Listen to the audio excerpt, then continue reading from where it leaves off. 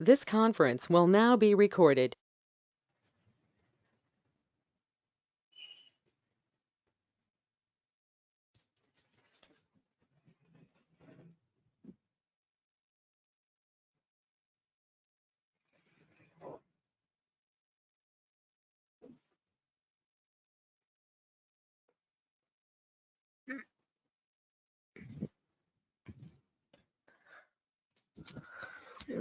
हमने nematode phylum का हम पढ़ रहे थे।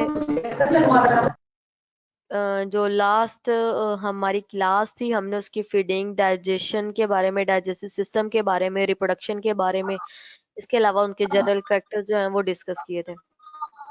नेक्स्ट आज हमने जो नीमाटोड्स में जो पैरासिटिक मोड ऑफ न्यूट्रिशन इनका होता है वो हमने डिस्कस करना है कि किस तरह से वो डिफरेंट होस्ट हैं, किस तरह से उसमें लार्वल स्टेजेस हैं, उनके नेम्स क्या क्या हैं, इसके अलावा टाइप्स कौन कौन सी हैं वो हमने सारे डिस्कस करने हैं। जिन स्टूडेंट्स के माइक ऑन है वो अपना प्लीज माइक ऑफ करें।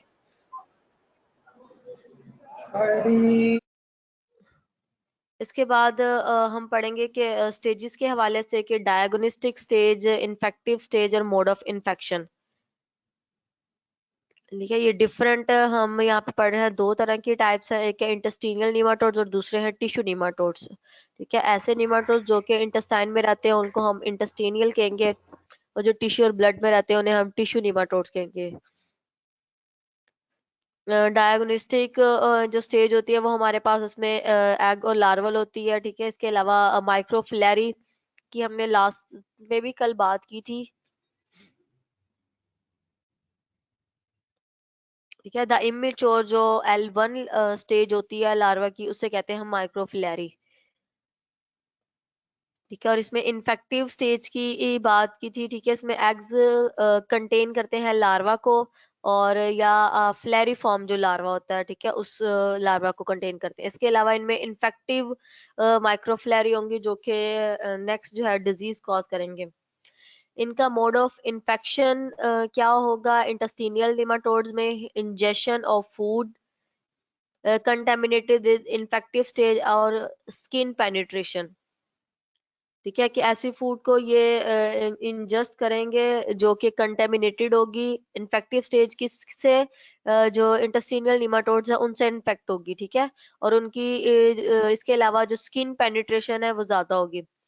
इसके बाद टिश्यू निमाटोड्स की बात करते हैं कि इंजेक्शन और बाइट ऑफ इन्फेक्टिव वेक्टर, या तो जो वेक्टर होता है उसकी बाइट से, सेम जैसे हम मलेरिया की बात करते हैं, प्लाज्मोडियम जिस तरह से कॉज होता है, जैसे एनोफिलिस मॉस्किटो बाइट करती है, सेम इसी तरह से जो टिश्यू निमाटोड्स होते हैं इनमें के इन्फेक्टिव जो वेक्टर होगा वो बाइट करेगा, या फिर इंजेक्शन से भी ये होता है। ठीक है, कंटेमिनेटेड जब फूड को हम इंजेस्ट करते हैं तो उनकी वजह से भी ये निमाटोड जो है वो अंदर चले जाते हैं। इसके बाद हम इनकी देखेंगे कि ये किस तरह से ट्रांसफर होते हैं। यहाँ पे हम नेम कर रहे हैं कि साइंटिफिक और कॉमन नेम है common parasitic nematodes of human in north America. ठीक है, हम कॉन्टिनेंट्स की बात करते हैं तो 7 कॉन्टिनेंट्स हैं, और उनमें से जो नॉर्थ अमेरिका है उसमें जो पैरासिटिक नीमाटोड्स हैं मोस्टली ह्यूमंस में जो पाए जाते हैं, उनकी हम बात करें कॉमन और साइंटिफिक नेम। ठीक है, हुकवर्म है जिसे कि हम इनसाइक्लोस्टोमा डुडिनेलिया भी कहते हैं, एंड निकेटर अमेरिकेनस। ठीक है, ये दो इसकी टाइप्स हैं हुकवर्म की। और इसके अलावा पिनवर्म है एंट्रोबियस वर्मिकुलरिस। इसके बाद है इंटेस्टिनियल राउंडवर्म। इनके ये जो ब्रैकेट में आपको नजर आ रहे हैं ये साइंटिफिक नेम है। ठीक है, इंटेस्टिनियल जो राउंडवर्म है उसका है अस्कैरिस लैम्बेरिक्वाइड्स, और ट्राइकिना वर्म कहते हैं ट्राइक्यूनेलिया स्पाइरल्स, और विप वर्म कहते हैं ट्राइक्यूरस ट्राइक्यूरिया। ठीक है, ये इनमें जो ब्रैकेट में नेम लिखे हुए हैं ये साइंटिफिक नेम है, और ये जो साइड पे आउट ऑफ ब्रैकेट से है ये है कॉमन नेम। और ये जितने भी हुकवर्म है, पिनवर्म है या राउंड वर्म्स है, ये सारे निमाटोड्स में ही आते हैं। ठीक है, इनका मोड ऑफ इन्फेक्शन क्या है? कि contact with juveniles in soil. ठीक है। ये जुवेनाइल्स, हम यंग की बात करते हैं कि सॉइल में जो जुवेनाइल्स उनके साथ कॉन्ट्रैक्ट करते हैं, that burrow into the skin. ठीक है, जो कि स्किन में enter and common in southern state, जो साउथनर स्टेट्स है, रियासतें हैं, ये वहां पे ज्यादा मौजूद होते हैं। इनहेलेशन ऑफ, आवाज नहीं आ रही मेरी किसी को? स्टूडेंट्स, मेरी आ रही आवाज है नहीं आ मैम। रही आपको? आ ओके। रही है मैम। मैम आ रही है। नेक्स्ट, इनहिलेशन की बात करते हैं। इनहिलेशन क्या करता है कि अंदर लेके जाना। ठीक है, इनहिलेशन ऑफ डस्ट विद ओवा और बाय कंटेमिनेटेड विद फिंगर्स। जैसे हम फिंगर्स की बात करते हैं कि हवा में भी जो पैरासाइट्स हैं वो मौजूद होते हैं। ठीक है, और इस तरह से नेल्स की जब हम बात करते हैं, लार्ज हो, बड़े हुए हों नेल्स, या बेशक स्मॉल ही हो लेकिन कंटामिनेटेड हो, उनमें मैल होती है, तो जिसकी वजह से ये जो इनहिलेशन होती है, जब हम खाना खाते हैं हाथ के साथ, तो इस तरह से ही हमारे फूड के थ्रू बॉडी में एंटर हो जाते हैं। ठीक है, most common form parasite in United states. और इंजेक्शन ऑफ एम्ब्रियोनेटेड ओवा। ओवा की हम बात करते हैं कि वो एम्ब्रियोनेटेड मतलब एम्ब्रियो की फॉर्म में ओवा हो। इसके अलावा कंटामिनेटेड फूड जो है उसको डाइजेस्ट किया जाता है, common in rural areas of Appalachia. ठीक है, एंड साउथनर स्टेट्स। ये मोस्टली जो है ये आउट ऑफ जो कंट्री, फॉरेन कंट्रीज है, ये उनमें मौजूद होते हैं। ठीक है, और लेकिन इसी वजह से वहाँ पे डिजीजेज जो है वो ज्यादा मौजूद होती हैं। और इंजेक्शन, जब हम ट्राइचीनिया वर्म की बात करते हैं, तो ये इंजेक्शन ऑफ ओवा एग को कहते हैं। ingestion of infected muscle and occasional in human throughout north America. ठीक है, ये ह्यूमंस में जो नॉर्थ अमेरिका में मोस्टली हम डिस्कस ओवरऑल टेबल में भी ये देख रहे हैं कि ये नॉर्थ अमेरिका में ही मौजूद होते हैं, और उसके अलावा ये साउथनर स्टेट्स में हैं, और कुछ जो रूरल एरियाज हैं उनमें मौजूद होते हैं। इसके अलावा है इंजेक्शन, हम विपवर्म की बात करते हैं तो इंजेक्शन ऑफ कंटामिनेटेड फूड और बाय अनहाइजेनिक हैबिट्स। ठीक है, जब हम हाइजेनिक हैबिट्स या कंडीशन को फॉलो नहीं करेंगे, तो ये इस तरह से हमारी बॉडी में एंटर होके इंटेस्टाइन में ये अपना जो है घर बना लेते हैं और वहीं पे रह के फूड हासिल करते हैं। Usually common wherever Ascaris is found. ठीक है, ये भी सेम जहाँ पे स्कैरस मौजूद होती है, इनकी भी जो इन्वायरमेंट होता है वो वहीं पे मौजूद। सबको वॉइस आ रही है, आपको क्यों नहीं आ रही फिर? जुवेनाइल जो है वो यंग स्टेज को कहते हैं। जब आप जैसे कि जवानी हो जाती है या एडोलेसेंस। ठीक है, चाइल्डहुड में ये डिफरेंस होता है कि जब बिल्कुल न्यू बॉर्न जो बेबी होता है, कुछ टाइम वो 3-4 साल गुजारेगा तो उसे हम चाइल्डहुड कहेंगे। जुवेनाइल जो स्टेज होती है वो यंग स्टेज को कहते हैं। मैम आप कैरट किसे कहते हैं? जी, आप कैरट किसे कहते हैं? एस्कैरस। हाँ जी। Yes ma'am. एस्कैरस भी सेम, ये एक वर्म है जैसे नीमाटोड्स है। ठीक है, ये देखें, ये इंटेस्टिनियल राउंड वर्म है, एस्कैरस लैम्बिकोराइड। ठीक है, यहाँ पे जस्ट उसको फुल नेम नहीं यूज किया गया, जस्ट उसका एस्कैरिस का यूज किया गया कि एस्कैरिस जो यहाँ पे मौजूद होता है साउथनर स्टेट्स में। ठीक है, और रूरल एरियाज में सेम इसी तरह से ये भी एस्कैरिस की तरह ही मौजूद होता है, वो ये बात की गई है। क्लियर है? इसमें आपने ओके मैम।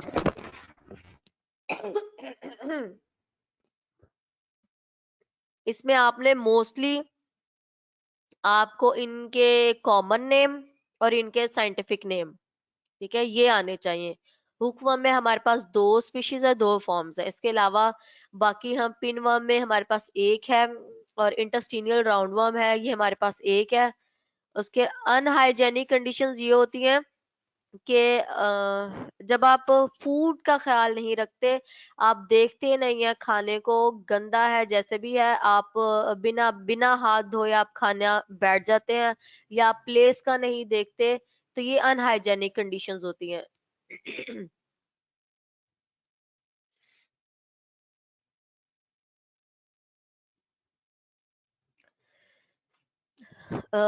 नेक्स्ट क्लासिफिकेशन हम स्टडी करेंगे इंटेस्टिनियल नीमाटोड्स की।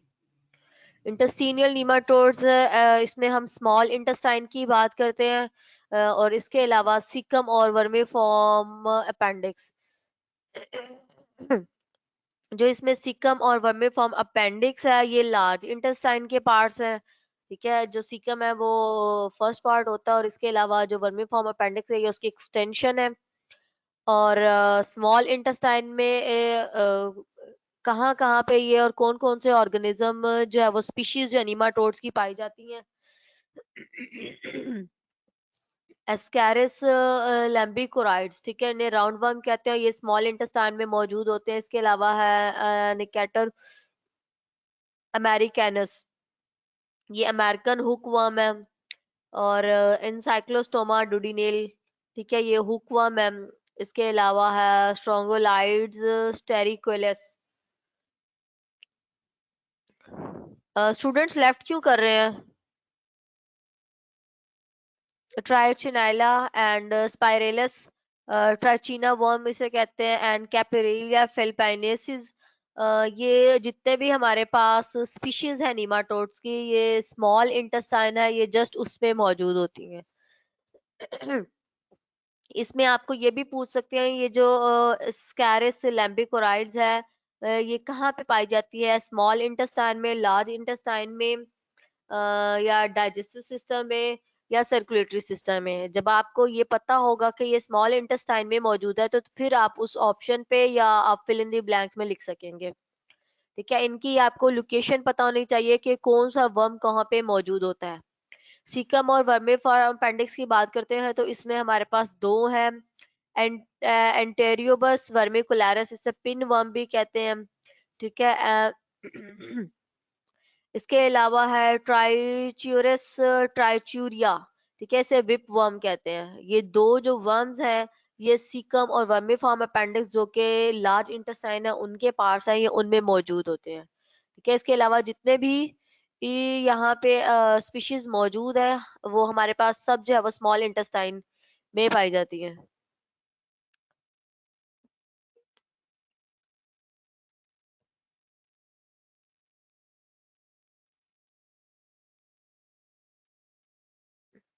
ओके, दोबारा से कनेक्ट करके देखें उसको।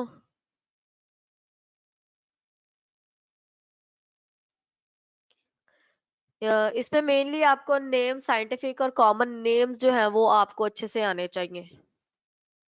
इनके नेम के स्पेलिंग भी, ठीक है, इसमें ये हमारे पास दोनों स्पीशीज है। जी, लार्ज इंटेस्टाइन के जो हमारे पास पार्ट है वो सीकम है, वर्मीफॉर्म अपेंडिक्स है। ठीक है, स्मॉल इंटेस्टाइन में हमारे पास ये तकरीबन 6 स्पीशीज है जो मौजूद होती हैं, और लार्ज इंटेस्टाइन में हमारे पास पार्ट है सीकम का और वर्मीफॉर्म अपेंडिक्स का। वर्मीफॉर्म अपेंडिक्स जो है वो लार्ज इंटेस्टाइन की एक्सटेंशन है। एस्केरिस लैम्बिकोराइड जो है ये साइंटिफिक नेम है राउंड वर्म का।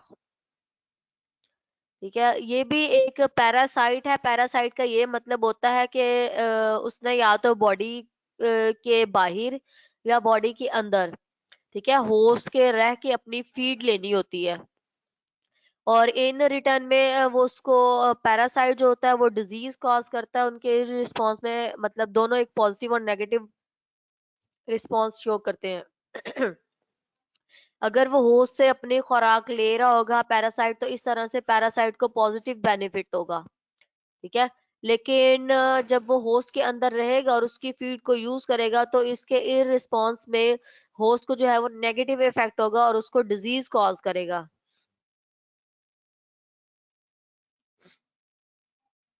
क्लियर है यहाँ तक आपको? Yes ma'am.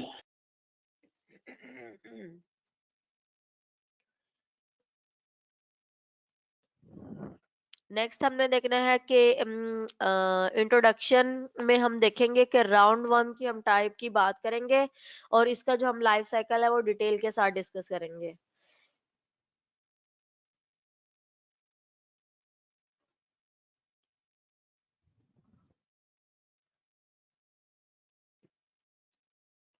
And Enterobius vermicularis is a nematode round worm. एक सेकेंड।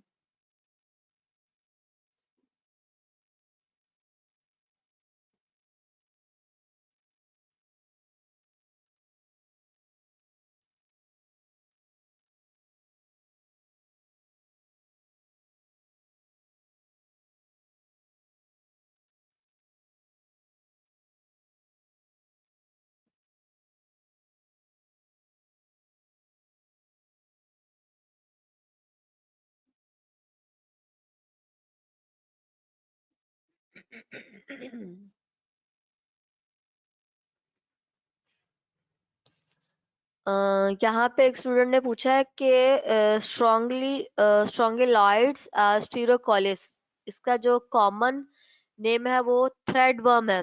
थ्रेड सेम जिसे धागा कहते हैं, ठीक है, THREAD, थ्रेड वर्म।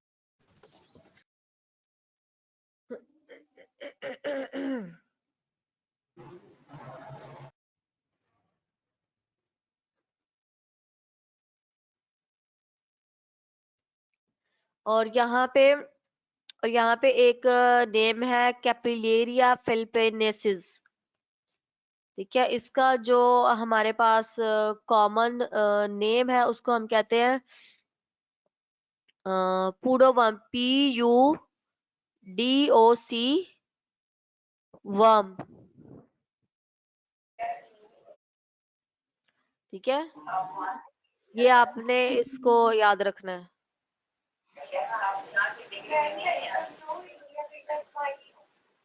जी मैम। नेक्स्ट वॉइस बंद करें। इसके बाद है इंट्रोडक्शन। हम पढ़ रहे थे कि राउंडवर्म का देखेंगे कि इसे एंटोरिबस वर्बिकुलरिस, ठीक है, इसे कहते हैं, और कॉमनली इसे इंटेस्टिनियल पैरासाइट्स भी कहते हैं, जो कि ह्यूमंस की इंटेस्टाइन में रहता है, ठीक है, इसीलिए इसके इंटेस्टिनियल पैरासाइट कहते हैं ह्यूमंस का। इट हैज बॉडी राउंड, ठीक है, इसकी राउंड बॉडी है जिसकी वजह से इसे राउंड वर्म कहते हैं। इसके जो एंड्स होते हैं वो सिलेंड्रिकल टाइप होते हैं, सेम जैसे सिलेंडर की शेप होती है।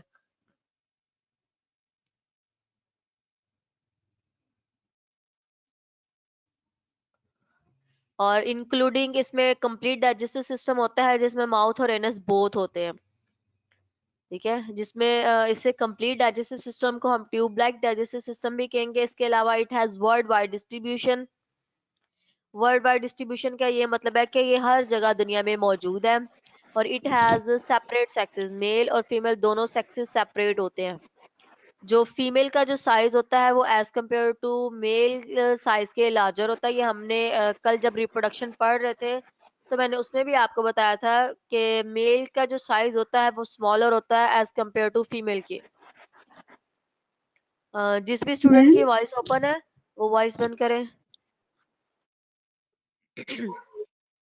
मैंने यहाँ पे बात की है, यहाँ पे दो हम नेम पढ़ रहे हैं वर्म्स के, ठीक है। स्ट्रोंगोलाइड स्टेरोकोलारिस, ठीक है, इसका हम कह रहे हैं कि ये थ्रेड वर्म है, ठीक है। और जो कैपिलेरिया फ्लैपिनेसिस जो है इसे हम कह रहे हैं पुडोक वर्म, ठीक है, PUDOC वर्म।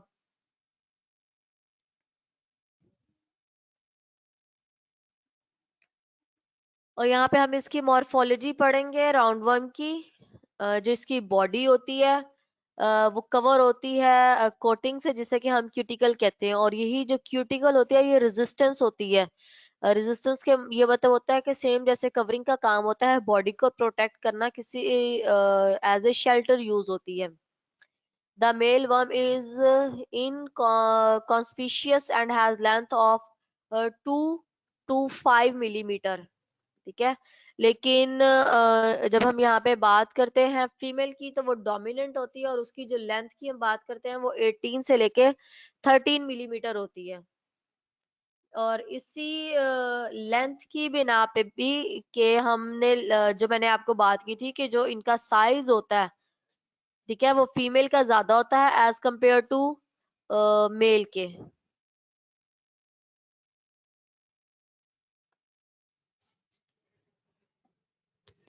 और स्मॉल साइज होने की वजह से ये जो इसकी लेंथ है 2 से 5 मिलीमीटर होने की वजह से ये इनकॉन्स्पिशियस का ये मतलब होता है कि क्लियरली नजर नहीं आता। जैसे आप ये देखिए इस डायग्राम में, ये हमारे पास फीमेल है और ये हमारे पास मेल है, तो इसका साइज कम है और इसका साइज ज्यादा है, और इसी वजह से हमें जो है वो मेल जो है नजर नहीं आता, इसलिए हम यहाँ पे इनकॉन्स्पिशियस का वर्ड यूज कर रहे हैं। ठीक है। जहाँ तक हमने जितने भी अभी तक फाइलम पढ़े हैं उसमें से जो फाइलम नीमाटोड है उसमें जो मेल है उनका size as compare to female के कम होता है, स्मॉल है। इसके अलावा राउंडवर्म्स की हम बात करते हैं, humans are the host. Humans के इनके होस्ट होते हैं, और जिनमें ये अपनी लाइफ एज ए पैरासिटिक गुजारते हैं। Infection occur by ingesting eggs. और इन्फेक्शन किस तरह से ह्यूमंस में होगा कि जो एग्स होते हैं इनके ये इंजेस्ट कर लिए जाते हैं, और एग्स किस तरह से इंजेस्ट कर लेंगे, सेम जैसे हम कंटेमिनेटेड फूड जो खाएंगे ये उस पे भी मौजूद हो सकते हैं। इसके अलावा हम नेल्स की हमने बात की थी, उसके थ्रू भी ये बॉडी में एंटर हो सकता है। The larvae hatch from the eggs in the small intestine. ठीक है। और ये जो इनकी हैचिंग होती है ये स्मॉल इंटेस्टाइन में होगी। एग्स जब इनगल्फ कर लिए जाएंगे तो लार्वी अंदर ग्रो करके एग से लार्वी जो है वो हैच होंगे स्मॉल इंटेस्टाइन में। ठीक है। ये इन्वायरमेंट में नहीं होंगे। The larvae develops into male and female worms, और यही लार्वी जो आगे जाके गॉनेट्स के थ्रू रिप्रोडक्टिव सिस्टम के थ्रू या मेल और फीमेल वर्म्स में दोबारा से डेवलप हो जाते हैं। ठीक है। Fertilisation occur in the colon after that males die. जो फर्टिलाइजेशन होती है वो कॉलन में होती है। कॉलन जो है वो लार्ज इंटेस्टाइन का पार्ट है। ठीक है। सिकम, कॉलम एंड रेक्टम, ये तीनों पार्ट जो है ये लार्ज इंटेस्टाइन के हैं, और जो फर्टिलाइजेशन होगी वो कॉलन में होगी, लेकिन जो हैचिंग होगी वो स्मॉल इंटेस्टाइन में होगी। और इसके अलावा है ग्रेविड फीमेल जो है वो migrates nocturnally to the anus and lay eggs after that female die। नॉक्टर्नली का ये मतलब होता है कि इसमें रात के टाइम में जो माइग्रेशन होगी ना उसकी बात की गई है।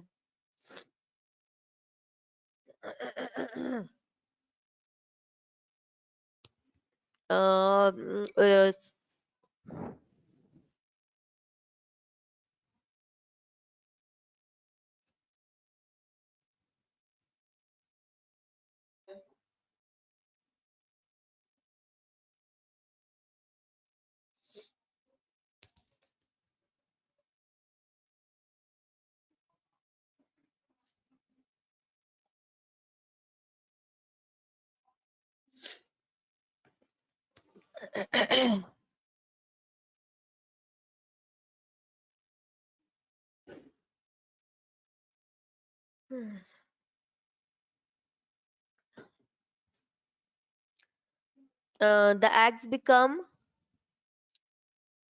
ग्रेविड का ये मतलब होता है कि जो यंग फीमेल होती है, प्रेग्नेंट फीमेल, ठीक है, उसको कहते हैं ग्रेविड फीमेल, और इसने माइग्रेट करना होता है नाइट में। ठीक है। टू द एनस, एनस की तरफ, और इसने एनस की तरफ माइग्रेट करके एग्स जो है वो देने होते हैं।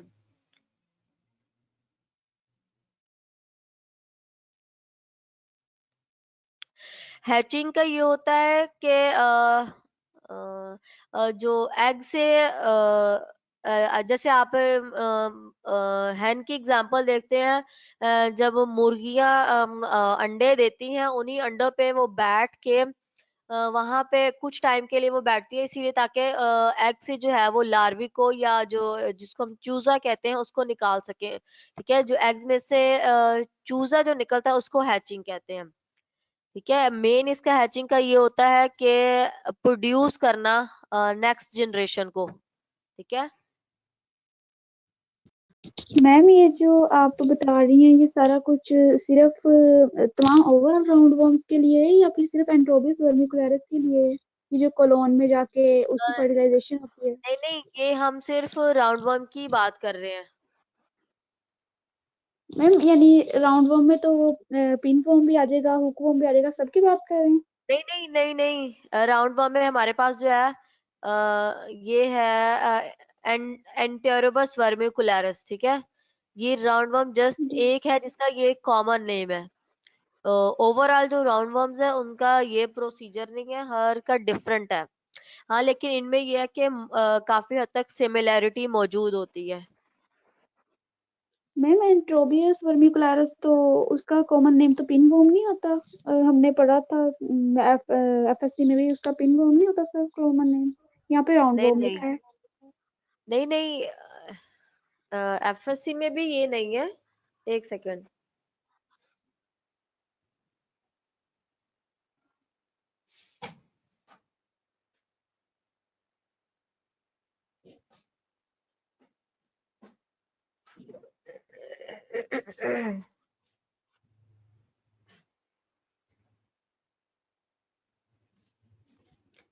जी, यहाँ पे ना जो एंटीरोबस वर्मिकुलरिस है उसका पिनवर्म ही है। और इसमें नेक्स्ट में थोड़ी वो मिस्टेक हो गई है, ये राउंड वर्म इसका पिनवर्म ही है। जी मैम।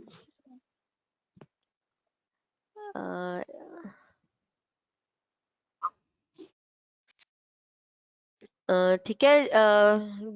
ग्रेविड फीमेल का जब ये माइग्रेशन नॉक्टर्नली का ये मतलब होता है कि नाइट टाइम में उसने जी फर्टिलाइजेशन के बाद मेल जो है वो डाई हो जाएंगे, और जो फीमेल्स हैं वो नाइट के टाइम, जब नॉक्टर्नल नाइट एक्टिविटी को कहते हैं, एनएस की तरफ मूव करके जब एग्स ले करती हैं, तो उसके बाद फीमेल जो है वो डाई हो जाती हैं। ठीक है, the eggs become infectious with in 6 hours, और जो एग्स होते हैं वो 6 घंटों के बाद वो इन्फेक्शियस हो जाते हैं दूसरे ऑर्गेनिजम्स के लिए। फॉर एग्जांपल ह्यूमंस के लिए जब 6 आवर्स के बाद वही एग्स जो हैं वो infectious as a infectious cause करते हैं ह्यूमंस में। ठीक है, जब वो इंजस्ट हो जाएंगे बॉडी में।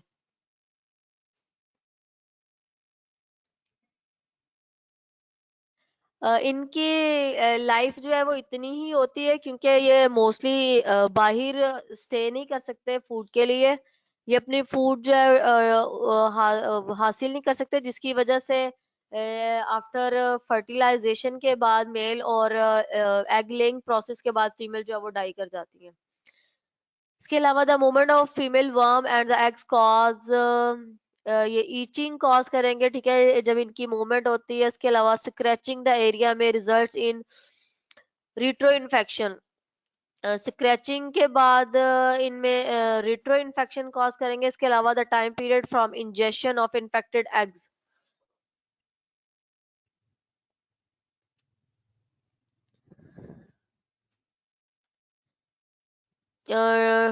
To the Ovid position.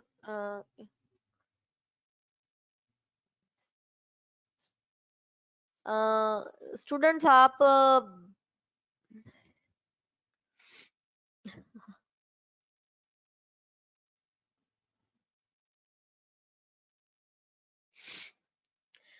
जो स्किन सेल्स होते हैं ना, स्किन सेल्स हो गए या नर्व सेल्स हो गए, ठीक है, या स्किन के दूसरे उससे एसोसिएटेड सेल्स होते हैं जो उनमें इरिटेशन होती है, उसको ईचिंग कहते हैं। ठीक है, इसमें फॉर एग्जांपल सेम जिस तरह से जब हमारे स्किन पे कुछ भी मूव कर रही होती है, फॉर एग्जांपल अगर हम बात करते हैं किसी स्मॉल स्पीशी की ले लेते हैं, तो जैसे वो बॉडी पे मूव करती है तो हमें पता चल रहा होता है कि ये मूव करे। फॉर एग्जांपल हम बी की बात ले लेते हैं, जो हाउस बी होती है वो मूव करेंगी तो हमें पता होता है। सेम इसी तरह से जब इनकी मूवमेंट, फीमेल वर्म्स की और एग्स की जब मूवमेंट होती है तो उसकी वजह से ईचिंग का ये मतलब होता, हाँ, खुजली, इरिटेशन जो होती है स्किन में, ठीक है, स्किन सेल्स में, नर्व सेल्स में जो इरिटेशन होती है उसको कहते हैं ईचिंग।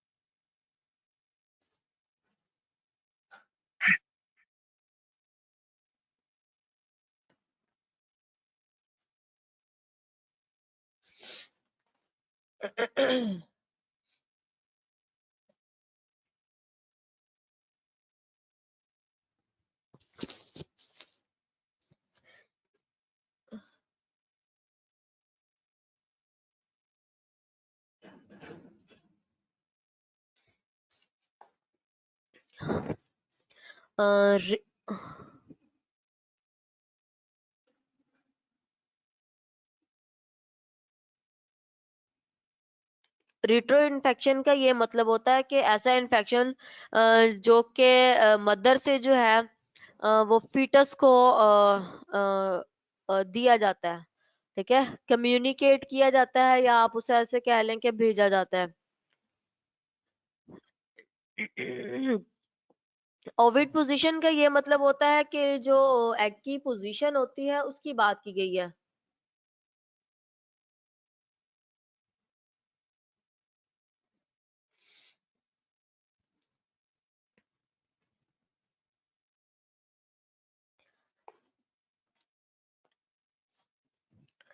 ठीक है, इसको हम ओविड पोजीशन को एक इससे ऑर्गन भी कहते हैं। सेम एक ये ट्यूब, फॉर एग्जाम्पल हम ह्यूमंस में जब बात करते हैं फीटस को जो मैसेज होता है, फीटस जो है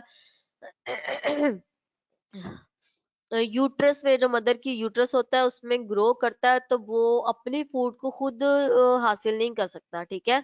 जब वो 9th मंथ जो है वो यूट्रस में रहेगा तो वो फूड जो है वो अपनी 9th मंथ तक वो जिंदा कैसे रहता है, जो मदर होती है उसकी फूड को वो यूटिलाइज करता है। और इस तरह से मदर में और जो प्लेसेंटा या फीटस होता है उनके दरम्यान में जो कनेक्शन होता है, ठीक है, उसके थ्रू से मैसेजेस और न्यूट्रिएंट्स जो है ट्रांसफर किए जाते हैं।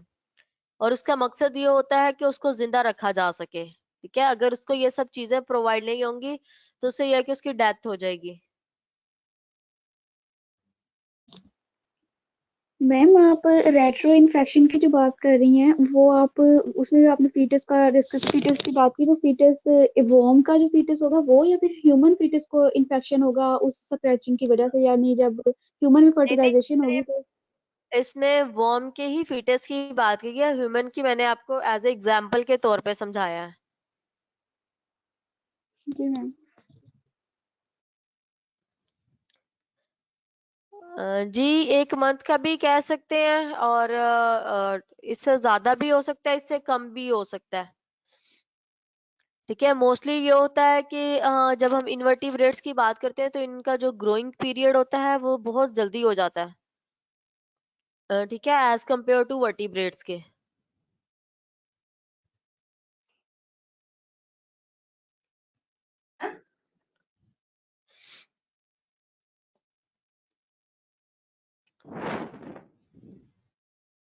अ, बच्चे, विट्रो इन्फेक्शन में ये होता है कि कम्युनिकेशन की हम बात करते हैं, जैसे सेम इस तरह से मेरे और आपके दरम्यान में जो कम्युनिकेशन का जरिया है, हम इसे गूगल गोटो मीट को कहते हैं या ऑनलाइन क्लासेस को कहते हैं, ठीक है। सेम इसी तरह से जो ह्यूमन जो मदर होती है और फिटस के दरम्यान में जो कम्युनिकेशन होती है, ठीक है, उसे हम रिट्रो इन्फेक्शन का नेम दे रहे हैं, और उसकी वजह से इन्फेक्शन कॉज होता है। एपिडेमोलॉजी नेक्स्ट हमने ये स्टडी करना है कि एपिडेमोलॉजी मोस्टली फाउंड होती है वर्ल्ड वाइड, ठीक है। मोस्टली कॉमन ये ज्यादातर मौजूद होती है यूएसए में, ठीक है। और ये किस तरह से हम ये देख रहे थे कि किस तरह से एग्स जो है वो ट्रांसफर होते हैं। मोस्टली थंब सकिंग, जब न्यूली बेबीज होते हैं, या इसके अलावा जो चिल्ड्रंस होते हैं जिनकी 4-5 इयर्स एज होती है, इसके अलावा इससे जो बड़े होते हैं मोस्टली वो भी इस तरह से थंब सकिंग करते हैं, नेल बाइटिंग करते हैं, और इनका काम क्या होता है, contributes to the ingestion of eggs, ठीक है। जब उसको सकिंग और वो नेल बाइटिंग करेंगे तो उसकी वजह से जो एग्स जो होंगे वो बॉडी के अंदर एंटर हो जाएंगे, ठीक है।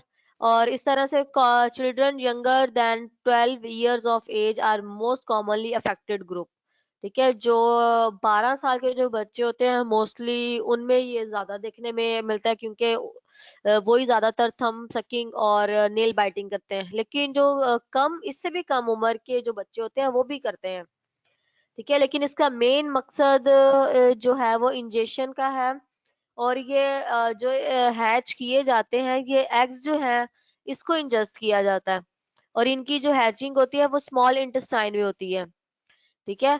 और जो लार्ज इंटेस्टाइन में जो है वो इनकी हमने ये देखा था कि इनकी फर्टिलाइजेशन होती है। इन्फेक्शन रिट्रो इसमें ये रिट्रो इन्फेक्शन की ये बात की गई थी कि जो कम्युनिकेशन है टू मदर, ठीक है, वो फीटस के थ्रू वो होती है, ठीक है। जो मदर से मैसेज जो है वो फीटस को जाता है, इसको रिट्रो इन्फेक्शन कहते हैं। और इसके अलावा रिट्रो में हम ये भी बात करते हैं कि mode of infection from anus to colon, ठीक है। एनस से जो मैसेज की ट्रांसफॉर्मेशन होगी वो कॉलन के थ्रू होगी, जैसे कि हमने इसमें लास्ट में यहाँ पे देखा था कि gravid female migrates nocturnally to the anus, ठीक है। वो कॉलन से एनस की तरफ जाएंगी और जिसकी वजह से वहां पे जाके वो एग्स ले करेंगी और उसके बाद उनकी डेथ होगी, ठीक है। इसको हम रिट्रो इन्फेक्शन कह रहे हैं।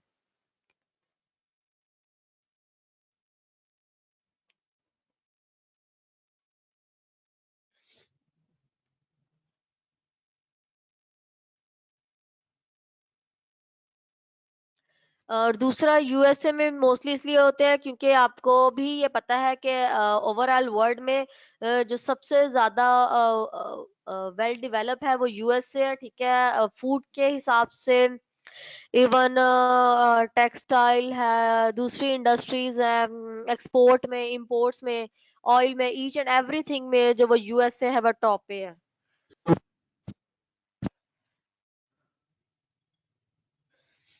और एपिडेमोलॉजी का मकसद जो है वो ये होता है कि इसे कहते हैं मेडिसिन की जो ब्रांच होती है। जैसे हम ब्रांच करते हैं बात बायोलॉजी की या साइंस की, मेडिसिन की जो ब्रांच होती है उससे हम कहते हैं एपिडेमोलॉजी। और इसका डील इसने क्या करना होता है, डिस्ट्रीब्यूशन करनी होती है, इसके अलावा कंट्रोल करना होता है डिजीजेस को, और दूसरे फैक्टर्स जो कि हेल्थ को से रिलेटेड होते हैं, ठीक है।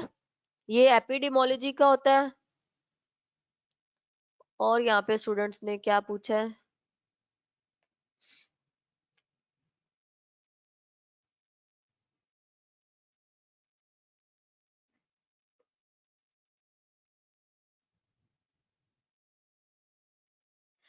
जी, वो यूराइन के थ्रू जो है इससे बाहर जो है वो बॉडी से रिमूव हो जाते हैं, ठीक है। जब एनस के पास आएंगे और वहां पे वो एग्स की ले करेंगे, और ले करने के बाद वो आउटर इन्वायरमेंट में एनस के थ्रू यूरिन से जो है urine as a waste material वो बॉडी से बाहर रिमूव हो जाएंगे।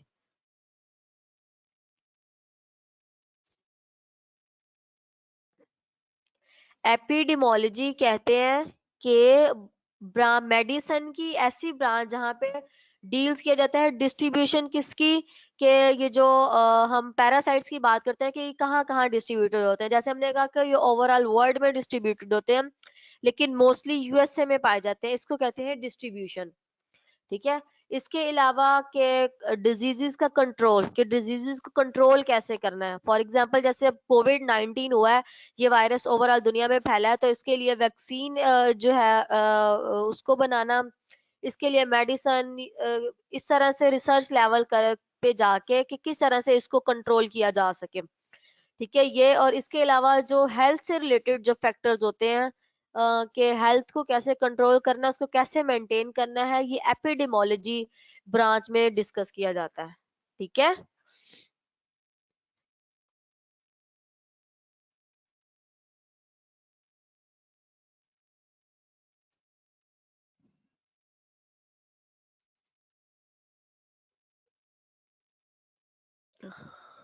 इसके अलावा अगर किसी को यहाँ तक समझ नहीं आई तो पूछ ले। ये हमारे पास एग्स हैं। Eggs are not found in the stool and no serological test are available. ठीक है। ये जो एग्स इनके जो स्टोल है उसमें मौजूद नहीं होते, जिसकी वजह से इनके लिए कोई टेस्ट नहीं है कि हमें फाइंड हम कर सकें कि ये जो वर्म्स है, राउंड वर्म्स है, ये कहाँ पे मौजूद होते हैं। ठीक है। ये पिन वर्म है, आया ये मेल है या फीमेल है।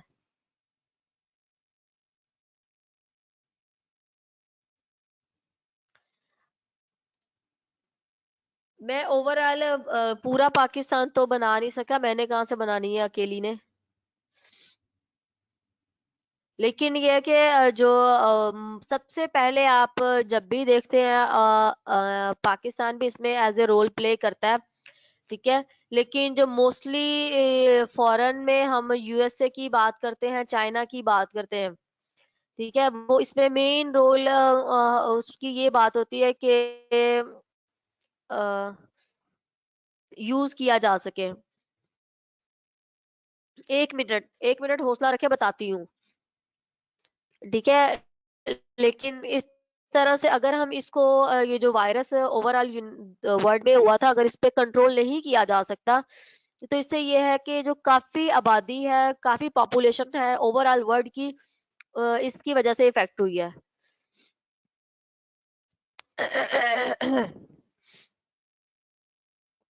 मेरी आवाज आ रही है सबको? इक्विपमेंट बेशक बेहतर है, लेकिन काफी हद तक हर इंसान जो है वो ट्राई करता है। सेम इसी तरह से जैसे हर स्टूडेंट में आपने काफी जगह पे अप्लाई भी किया होगा बीएस के लिए। ठीक है। या हर जगह पे आपने अप्लाई नहीं किया होगा, तो जो मेन मेन आपको बेटर यूनिवर्सिटीज लगी होंगी, आपने उनमें अप्लाई किया होगा अपने बेटर फ्यूचर के लिए। ठीक है। सेम इसी तरह से हर इंसान की यही होती है कि लाइफ में बेटर किया जा सके, उसके लिए जो ट्राई होती है वो सब लोग करते हैं हम। और इस तरह से हमारे पास पाकिस्तान में भी जितने इक्विपमेंट्स हैं उसकी ट्राई की जाती है। बाकी पाकिस्तान में भी सुनने में तो आया था कि ओवरऑल यूनिवर्सिटी जो है अच्छा, इसमें हम अ, एक सेकेंड।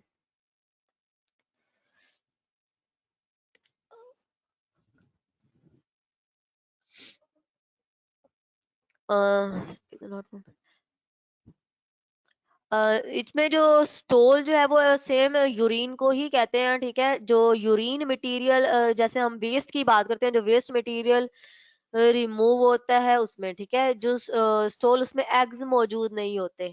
ठीक है। उनमें ये बात की गई है।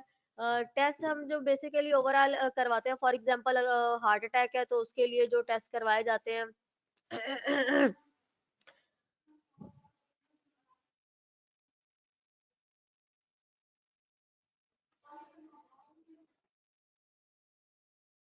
क्लियर है यहाँ तक? जी, फेसेस, स्टोल मीन फेसेस।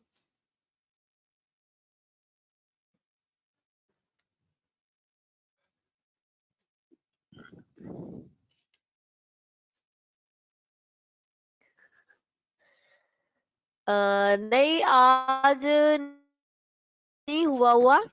मुझे तकरीबन 2 हफ्ते हो गए हैं, मेरी काफी तबीयत खराब है। लेकिन आज तबीयत थोड़ी ज्यादा ही खराब है मुझसे, थोड़ी स्टडी मुश्किल हो रही है।